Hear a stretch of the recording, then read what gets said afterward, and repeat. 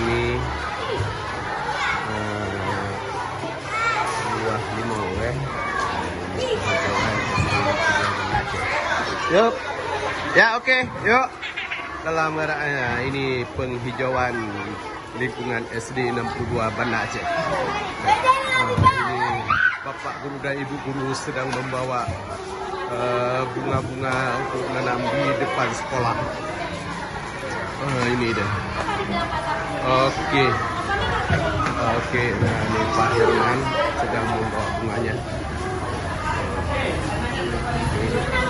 Nah ini Pak Iksan sedang memonitor di mana tempat letak untuk menanam bunga supaya indah, dan sedang berbicara dengan kepala sekolah di mana kita tanam ini supaya indah,